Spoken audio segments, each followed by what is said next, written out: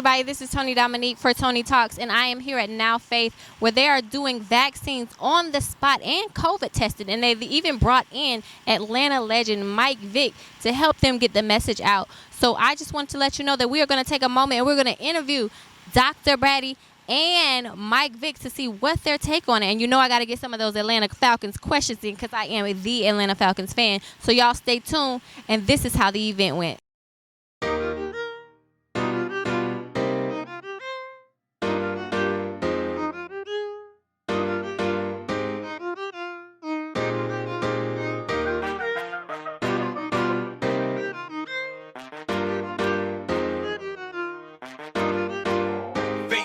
Entertainment.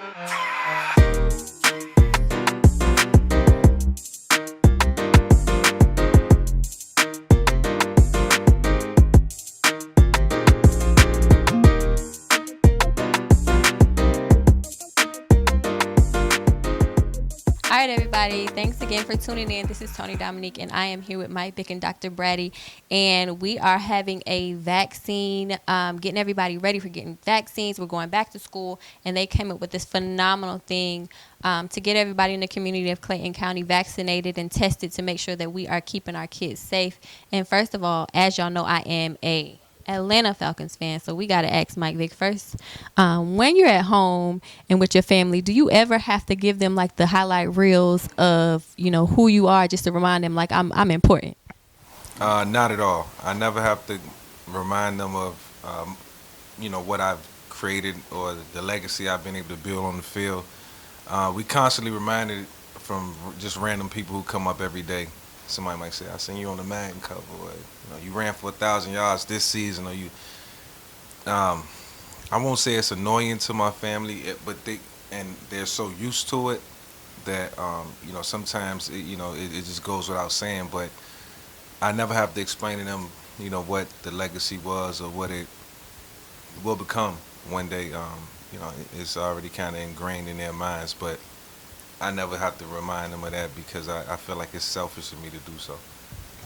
And with this being a back-to-school event, with up-and-coming seniors trying to figure out, what schools to go to and how to follow in their football career. I know you went to Virginia Tech, and you had the option to go to Syracuse as well. And people are trying to balance that. Should I stay close to home? Should I go away from home? What kind of advice do you have for them? I mean, it's a difficult balance. What you have to do is allow what's important to you to play a factor in that decision. Obviously, being away from home or being close, I think is the first thing that you have to think about. What's the comfort level with your family, and what needs and necessities are. But personally, I think sometimes you got to step out there, leap of faith. I'm just talking to young men and women out there in America. Sometimes it's best to just go off on your own, and change is always good. Don't be afraid of it, and embrace it. So, whether you stay close or you go far away, if it's a tough decision, at the end of the day, you're blessed to be in that position. So, it's no right or wrong decision. And last Falcons question before we get into the event itself. When you were playing, what would you say was the toughest team that you had to play in the league? For me, the toughest team I had to play against, I split hairs on this one. The Tampa Bay Buccaneers, 2002 Buccaneers, where they had Sapp and Simeon Rice and Derek Brooks and Rondé Barber. It was a really, really good team, offensively and defensively. And then in the later years, it was when I was here in Atlanta, it was playing against Philadelphia, where they had Dawkins and McNabb and Terrell Owens. The reason that I probably never got to a Super Bowl was because those teams always created a roadblock somehow, some way. But at the end of the day, it was all fun and games, and probably two toughest opponents I faced in my time in Atlanta. Absolutely. And so just to specifically talk about why we're here now today, what made you feel comfortable and want to link up with Dr. Braddy? Dr. Braddy and I got a very close relationship, and we've been knowing each other for about 4 years now, and anytime he's advocating for something, and he call and get my advice, and I might tell him my spiel on it, whether it's right or wrong, or whether we agree on it or not. We always find some type of compromise, and this I think was much needed. You think about what's going on in America and what's going on, just here anywhere. People have to be conscious about COVID. People have to be conscious about testing and what the needs and necessities are, whether it's in your workplace or school or just in life in general. You got to protect yourself at all times, and this is a sickness that's going around that's uncontrollable, and when you have people trying to step up and influence people, push them to do what's right, there's no wrong in that. Are you vaccinated? I'll be the first to say I'm not vaccinated, and I'm not the most qualified to speak on it. What I am doing right now is just my due diligence with, Johnson and Johnson, and Pfizer. What is Moderna? I'm learning more and more. So by the end of this month, I will be vaccinated for, a bunch of reasons. First off, my health. Two, the people that I work with and all the workplaces that I work in is becoming a requirement and is becoming mandatory. So now that it's mandated, it's something that I have to do. So I use this platform that Dr. Brady created to educate myself today. I didn't get the shot today. I seen other people doing it and I was proud of them, but I was able to educate myself. So if you could just kind of let the people know how you feel and not really what you think they should do, but just kind of give them advice, understanding like you're trying to do your research as well and those trying to figure it out, what would you say to them? Well, I think people in general, you got to make decisions on your own. When you get up and walk out the house every day, you make decisions on where to go, what to do, how to do it, what time to do it. And I think this is all personal preference. Some people are affected more than others, and some people get affected and can't recover from it. So I think if you look at yourself in the mirror and say, I want to, have the longest life, healthiest life possible, then I think you got to make the conscious decision, not just to protect yourself, but to protect the people that you're around. So that's part of my decision making. I travel a lot. I got family. I got kids. And then this will spill over into educating them. So, definitely proud of, what took place today. And, it's an accomplishment on Dr. Brady's end, on all accords. Thank you. And Dr. Bradley, why was it important for you to bring Michael Vick in to kind of help get your message out of what you wanted to do with this event? Well, when I as Mike said, we've known each other for 4 years now, and when we first met, it was like connection. We talked about vision and laying foundations, creating foundations, developing a cohesive relationship to further community development, community growth. I'm all about community, and so I believe, as a pastor, that we should be the front line of the Department of Family and Children's Services. So our church is kind of different. We're outside of the walls. I want to know how many what's our unemployment, looking like in the church. I want to know how many kids we have in foster care. I want to know what are we doing to address criminal justice reform and justice reform. I'm very into restorative justice. So when I think about Michael Vick and I see where God has brought him from, it's like restorative justice. It's a second chance. He exemplifies the true spirit of what it means to be a black man in 2021, who has influence, and I could have called anybody, and I know quite a bit of people. I've been blessed to pastor quite a bit of people, mentor quite a bit of folks, but this man right here is something about him. He's like a brother, and we've talked for hours. In the daytime, then at nighttime, I remember us talking, for hours on making this vision work, and so when I looked at the church coming back and the schools and all of the chaos. I'm a scientist, by education. So, but I'm also, I'm a servant. I'm an entrepreneur, but I'm a servant. And when I look at true servanthood, I look at, really giving my all for my people. And I've seen 17 burials so far here. I've seen hundreds and hundreds of folks in Atlanta, thousands,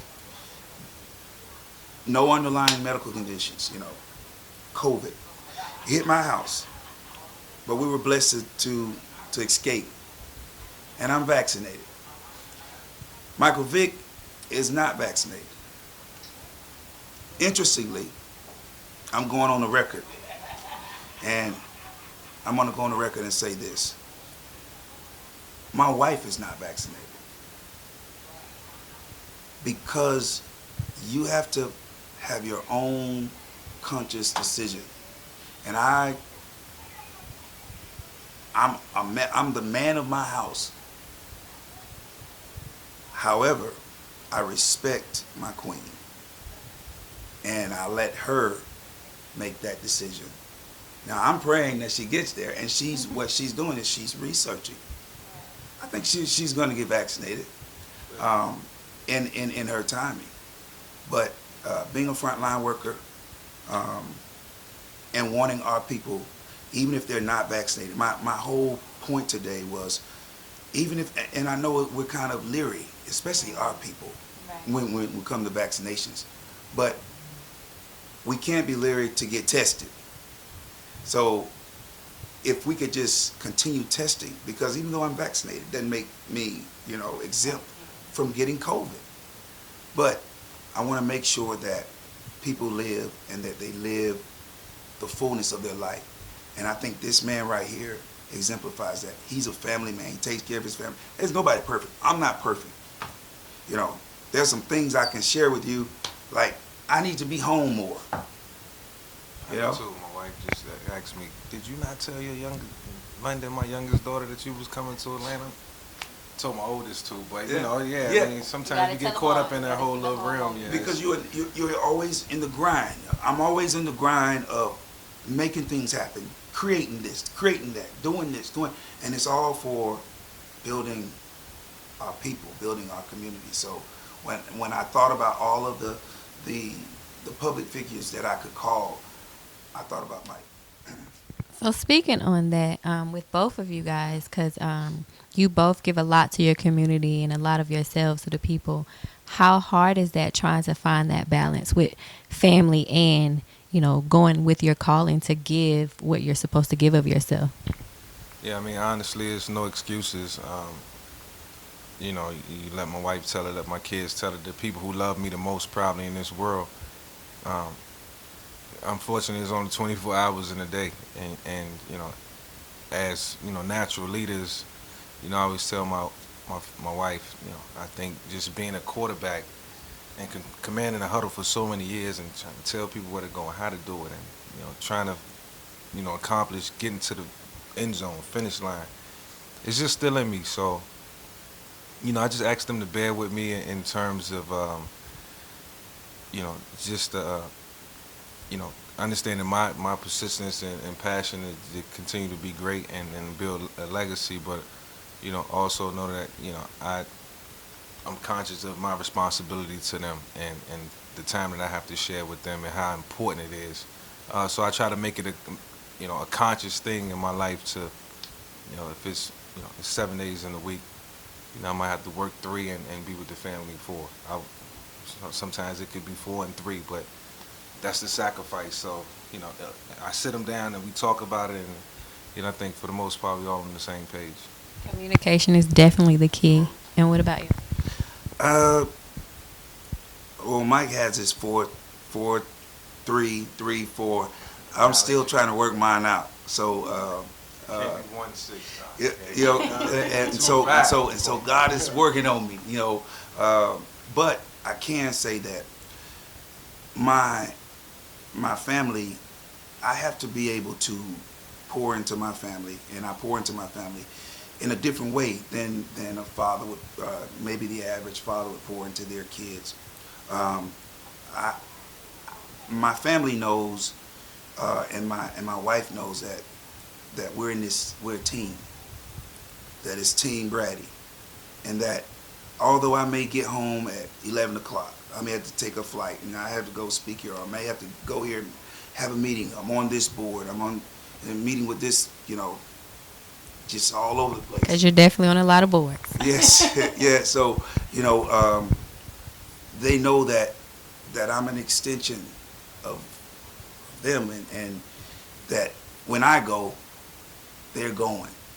And so I'm trying to create that model to where, although we're in separate places at times, they can still know that Daddy is out there doing what he needs to do to create legacy, so that when my 1-year-old becomes my age, he can take the ball and head for the touchdown. Okay, and specifically, if you could tell the people that are kind of on the fence and trying to figure it out about getting the vaccine, what would you say? I would say get the vaccine. Get the vaccine. It's no different than this is where we're not Mike and I are not we're not at differences right now. I went through my research and I came out and said, I gotta get vaccinated. So he's going through his research. But I would say to the people, don't listen to the media. That read and be informed.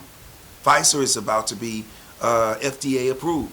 So when it gets FDA approved, what's the difference going to be then? What's your decision going to be? Because you've gotten chicken pox vaccinations, you've gotten all types of vaccinations, and you never ask, well, what's in that vaccination? What's in that? What? I just know that it's 2 months. He got to get his 2 months. Yeah, I think another thing with this is, like, we talk about education. A couple people said it, when you were speaking today. You talked about, flu shots, chicken pox shots, what have you. We never took the time to do research. We just, all right, stick me in the arm. But now awareness is being raised, even if it's through COVID.